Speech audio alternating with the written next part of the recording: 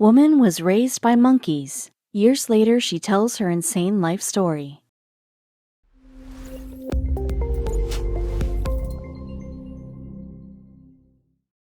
Have you ever read or watched The Jungle Book or Tarzan?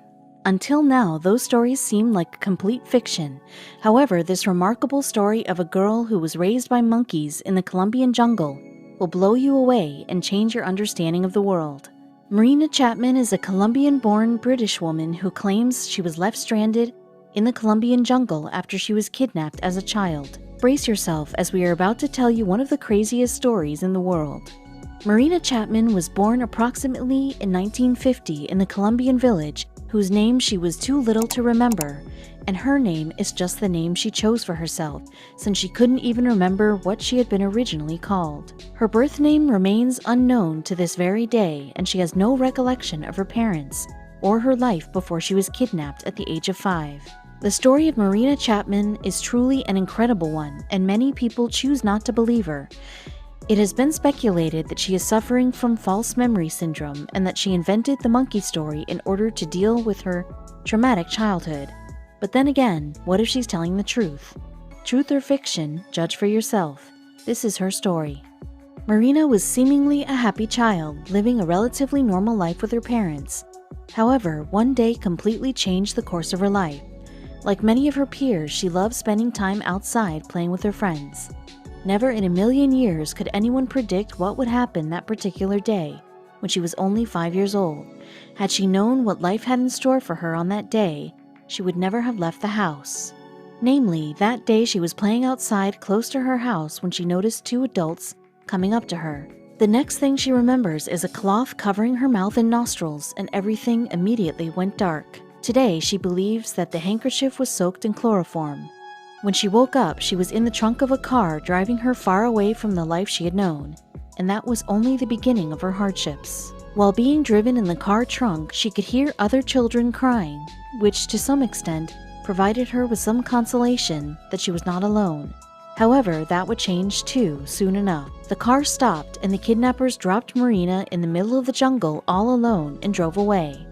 Watching her kidnappers getting further and further away from her made her even more scared.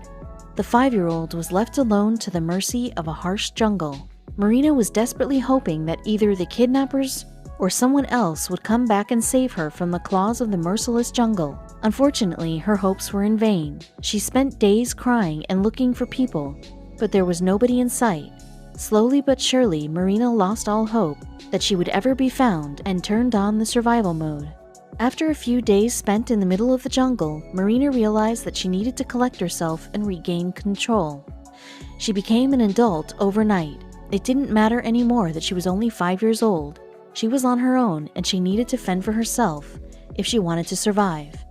Talk about courage and fearlessness. Only a few hours before, her only concern had been what game she was going to play with her friends, and now she had to find a place to sleep, a shelter to hide from animals and bad weather, and food to survive. It is unbelievable how life can change in the blink of an eye. She slept in the holes in the ground, ate plants hoping they were not poisonous, and prayed for any form of salvation and human contact. Eventually, her prayers were answered. One day, while Marina was wandering the jungle, she came across a native village among the trees, which made her jump for joy. However, the natives were not as welcoming as Marina hoped. Having no mutual language of communication, the villagers got scared of the child and threw stones at her in order to chase her away. The poor girl ran away from what she thought was her last hope for salvation. Nonetheless, there was still something good about her finding that village. She was hiding from the natives during the day, but when night fell, she would creep out of the shelter and collect the food scraps and leftovers the villagers had thrown away. At this point, Marina was fighting for dear life, and she was not ready to give up. Finding edible food in the jungle is no easy task. Adults cannot always recognize the poisonous plants, let alone a 5-year-old. Eventually, she lucked out. Marina was terribly hungry, and she couldn't help but eat a plant she had previously found. Unfortunately, the plant she ate was tamarind, and Maria suffered terrible food poisoning. She fell on the ground, shrieking in pain. It seemed as if her life would end then and there. However, her luck was not ready to leave her quite yet. Lying on the ground, curled up in pain, she saw the face of her savior, and it was not exactly the face she had expected. The elderly capuchin monkey, which she now calls Grandpa, dragged the little girl to a muddy lake and instructed her to drink the water. After doing so, Marina vomited everything and felt immediately better. Grandpa to the rescue. After being rescued by Grandpa, Marina felt she could befriend the monkey family and find her place among them. She desperately needed to belong somewhere. The monkeys, on the other hand, were not quite willing to accept a new member to their troop. At first, they completely ignored Marina, even though she tried her best to approach them and win their affection. Little by little, the monkeys went from ignoring to tolerating her presence. Marina copied them while they were searching for food and climbing trees. She soon realized that if she stood beneath the trees while they were taking food up to the treetop, she could collect the bananas they dropped. After some time, the monkeys got used to Marina and even let her join them in the treetops. Although not the family she expected to have, it was the only one she got. The moment the monkey family adopted Marina, she began to feel a sense of hope. She would spend days playing with the monkeys, grooming and scavenging for food together. One day, one of the younger ones landed on my shoulders, and if you've never been hugged in your life and this animal climbs over your shoulders and puts their hands on your face, I tell you, it's the nicest touch, Marina said in an interview. However, there was still something missing, a human touch. A year or more must have passed, and Marina started missing her own kind. During her stay in the jungle, she had occasionally seen hunters passing by, but she had never felt the urge to come up to them. However, one day she saw the group of hunters nearby and felt an unbelievable need to run toward them. Later, she reported she had done that because there had been a woman in the group. If she had only known what these people would do to her, she would have forever remained a part of the monkey family. Thinking she had found her way out of the jungle, Marina ran toward the hunters as fast as she could. She came up to the woman and grabbed her leg. It took the woman some time to realize that the animalistic creature that Marina became was actually a girl. The hunters put her in the car trunk and drove away, leaving the jungle far behind. Sounds familiar? By the time she was safe from the jungle, she had completely lost the ability to speak a human language. Although she begged in grunts for the hunters to save her, they did completely the opposite. They made her life even more difficult. Marina was sold to a brothel named Gloria, and at the age of about 7, she was put to work. No, we're not crying, you are. Marina was forced to clean the brothel, and she was beaten on a daily basis. The day she was supposed to get her first customer, she managed to escape. After she fled the brothel, she lived on the streets of Cucuta, where she became the leader of the gang of homeless children. She went from Gloria to being called Pony Malta because, according to her new friends, she resembled the drink. Marina, or Pony Malta, was already used to fending for herself, and she managed to survive by stealing bags from wealthy women. Her tactic was to come up to women and pull their underpants down, which would make them drop their bags in shock. She would then take the bag and run. She was hiding from the police in the treetops, since she had already become an expert at climbing them. However, that could not last forever. Marina desperately needed a roof over her head, and after hearing that one friend managed to get away from the street by becoming a maid for her family, she decided to do exactly the same. After a long and tiresome search, she found the family that was willing to take her in. They offered her a room and food in return for cleaning their house. However, her trust in people's goodness once again cost her her freedom. The family turned out to be the notorious criminal family who enslaved the girl and once again made her lose all hope in humanity. They named her Rosalba and kept her captive in their house. At the time, she even missed being in the jungle where she was at least free.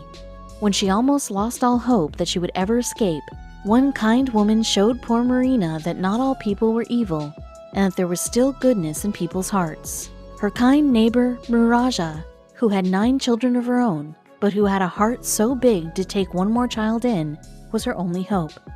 If it hadn't been for Muraja and her daughter Maria, who knows if Marina would even be here to tell her story. Muraja saved Marina from the mafia family and sent her to live with her daughter Maria and her family in Bogota.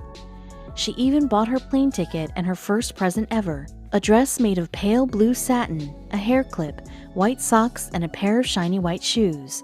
What a heart of gold that woman had.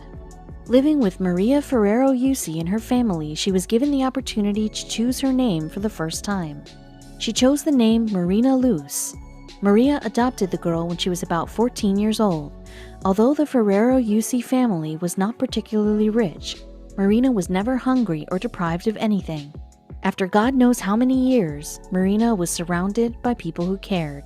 In 1977, the Ferrero-Yusi family moved to Bradford, England, and Marina moved with them as a nanny for the Ferrero-Yusi kids.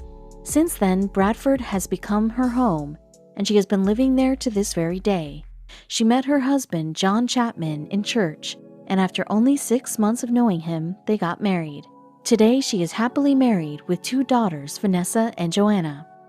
Looking at her now, being a loving mother and wife and a respectful church member, it is hard to believe that her family was as hard as she claims. However, if you look closely past all the normality, you can still see the feral creature deep inside. She still has a problem with table manners. She struggles with opening doors or doing other things that require fine motor skills. She likes climbing trees, and sometimes she produces monkey sounds. However, she has been trying hard to act normal for the sake of her kids, and she made it. She was even a chef at Bradford's National Media Museum, and now she runs a nonprofit organization that works with kids. Although she claims that she sometimes feels embarrassed by her past, her family is a source of endless love and support for her. And boy, does she deserve it. Marina's life does read like fiction, so she decided to write it down and make the story eternal. With the help of her daughter Vanessa, who listened to her mother's story and noted every single one of them, Marina wrote the book titled The Girl with No Name. After being rejected by numerous publishers, Marina's book got published in 2013 by Mainstream Publishing. Recently, Marina has returned to Colombia with her daughters in search of some answers and lost puzzles. After publishing the book, Marina believed that coming back to the crime scene, she could find the missing pieces and put her life together, or maybe even track her original family.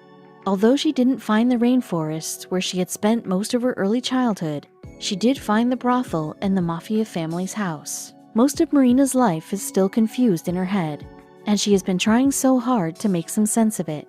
Her husband even said that he would find out new things about her life every single day, and that is probably what makes her so unique and remarkable. As for us, we wish Marina all the luck in her search of the past, and may she find whatever she is looking for.